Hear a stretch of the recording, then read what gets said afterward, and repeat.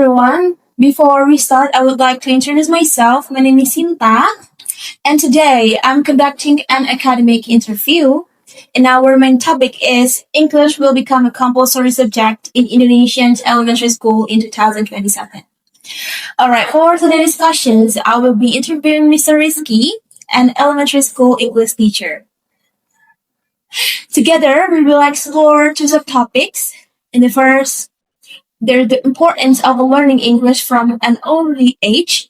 And the second one, an effective methods for teaching English in elementary schools. Alright, thank you very much for being here, sir. Okay, thank you, Sinta. I am so pleased to join this academic interview to share some of my experience and my perspective based on English teacher from elementary school.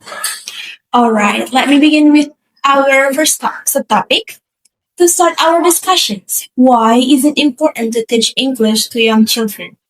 It is important because in early childhood is a stage where a brain that's highly restricted to language input. Children is naturally absorb sounds, vocabulary, and grammar without pressure. Then the older learners often does have a pressure. In the teaching English early also helps them to develop accurate pronunciation and a strong listening skill. Additionally, English has become a global academic language so early to explore, prepare students to access or success in higher education and a future career. Alright, thank you for the explanations. Moving on. How does early exposure to English influence children's cognitive and social development? Oh, it's a good question. From a cognitive perspective, bilingual children generally show a stronger memory, better attention control, and more flexible thinking. Learning English early stimulates areas that brain are responsible for measuring, and an area advised to responsible and reasoning and problem solving. I see. That's very interesting. Right now, is there any research that support the benefits of learning English from elementary school? Yes, it is. Many studies support it. In research and early bilingualism show that children who learn at a second language before age of 10 develop a stronger neural connection related to language processing. According to UNESCO, also the language states that early foreign language education improve overall academic performance. Alright, let's move to the second subtopic. In terms of a teaching practice, what teaching methods are most effective for elementary school students? Okay. The most effective way or the most active method are student-centered and interactive. Students learn best through an activity such as storytelling, a song, role play, and project-based learning. Then, this method creates a meaningful experience rather than forcing memorization. Using visual aids and digital tools also help the student understand the concept more quickly. Alright, thank you.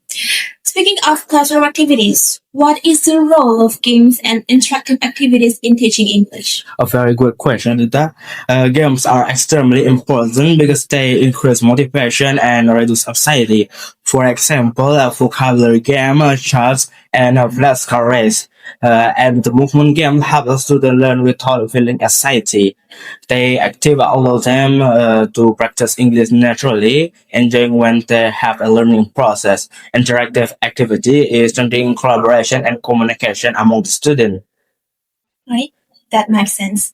From your perspective, should English lessons for elementary students focus more on grammar or everyday communication? Okay, for young learner, communication should be to be the priority. Children need to explore the spoken English through activity and allow them to listen and speak. Grammar is so important, but it should be taught indirectly through story, pattern, and repeated passages. The goal is to help the children communicate confidently. And the repeated press, the goal is to help children confidently, and the grammar accurate will develop gradually as they grow. Okay, thank you. Sarisky, before we finish, could you please summarize today's discussion? Of course, certainly teaching English early provides a strong cognitive, social, and academic benefit that supports children's long-term development. Research also confirms that Studying English in elementary school gives students significantly learning and advantage. However, for this policy in success in 2027, school must be used effective, child-friendly teaching methods such as story, games, interactive activity, and simple communication that with this right approach, early English learning can help Indonesian students become more competent, confident, and globally competitive. All right. Thank you very much, Mr. Rizky. And with that, this concludes our academic interview. All right. I think this is the end of our interview. Thank you so much for watching, everyone.